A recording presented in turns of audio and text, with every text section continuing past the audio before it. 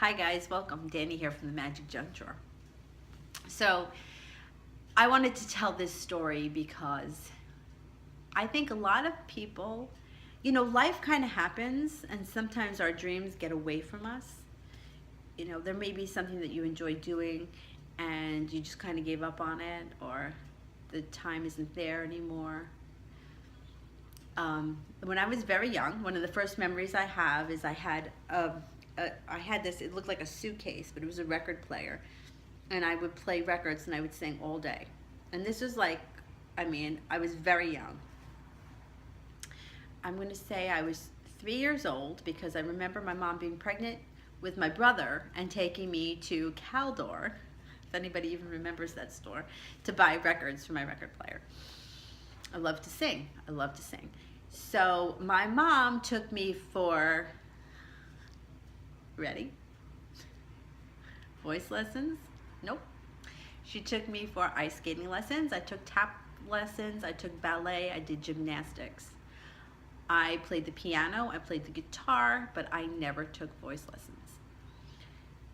So growing up, and I even remember my mom being on the phone with my piano teacher, and I remember her saying to her, but I don't know if she's musically inclined. Maybe she's just not musically inclined.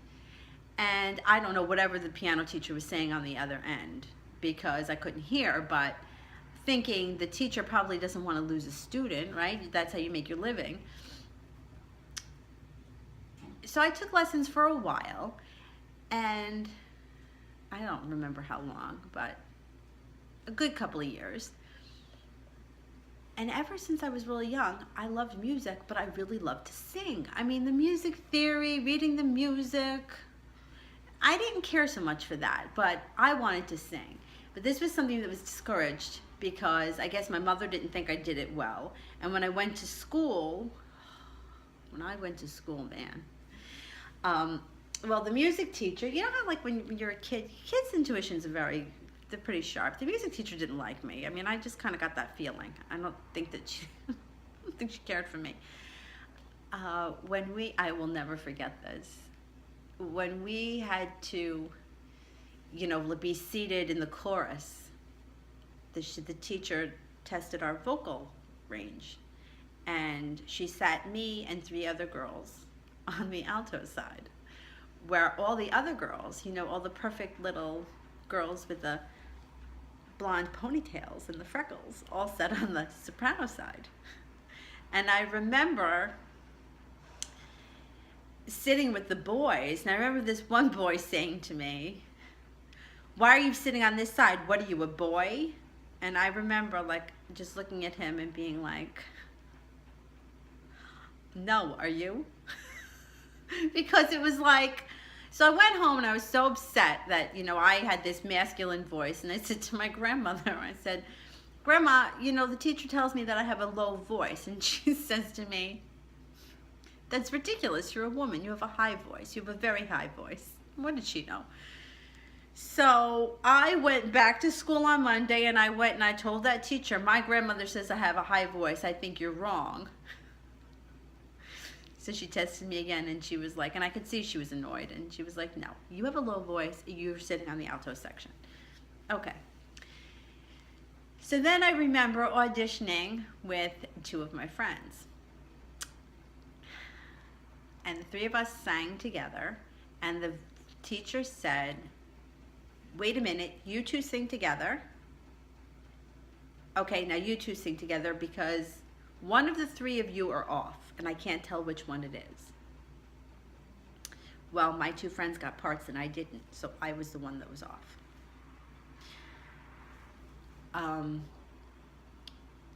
So it was at this point, probably 9, 10 years old, that I took on the attitude of, okay, I can't sing. It's just not something I'm good at, so I'm not going to sing. And it even trickled down further to, I'm not going to talk. I'm not going to open my mouth. And I learned how to not talk. If the teacher asked a question in class and I knew the answer, I wasn't even going there. I just didn't open my mouth. If we sang Happy Birthday or we sang the Star Spangled Banner, I mouthed it.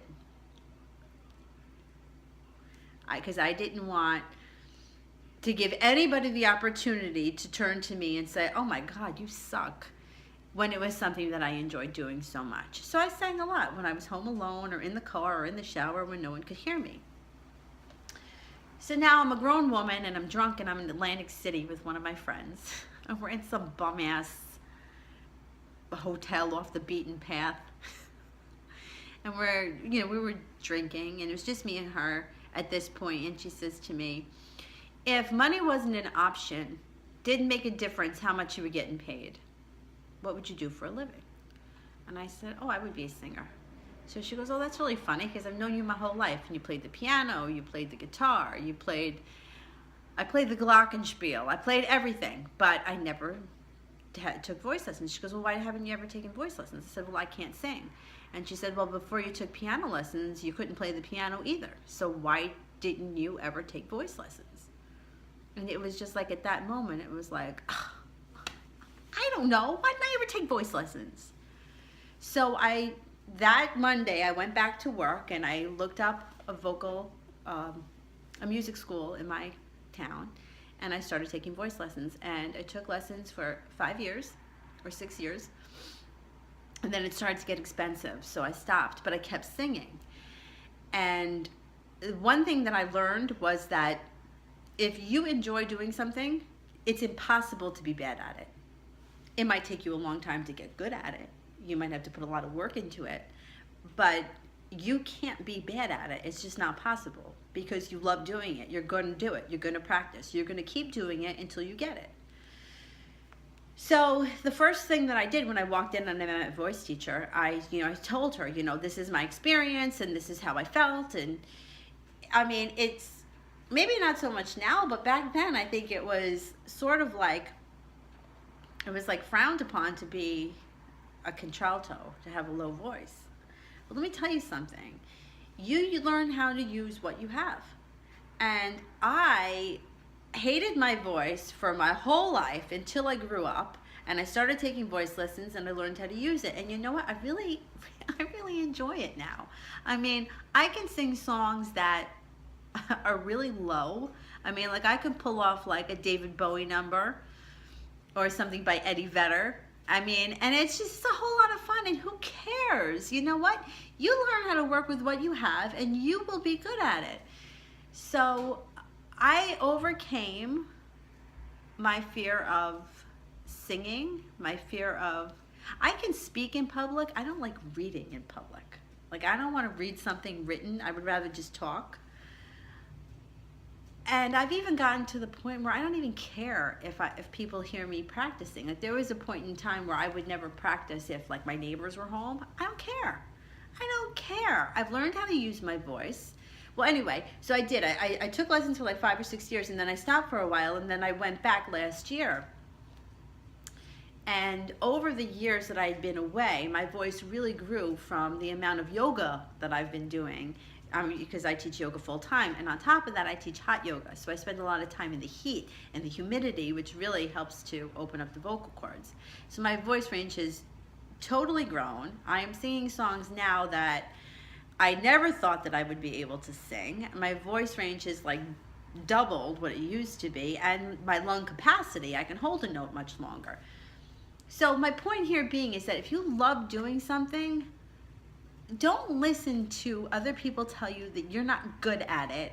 I mean, let me tell you something, because now that I'm older, my 2 friends that got that part probably just got the part because their voices fell in a similar range that the song was being sung at.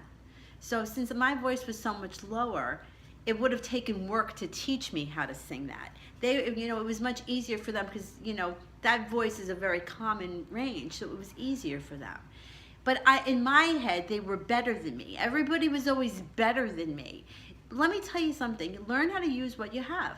I mean, I take a lot of yoga classes, and, you can get into a class with a soprano teacher that doesn't know how to use her voice, and it's like you're taking a class with Minnie Mouse.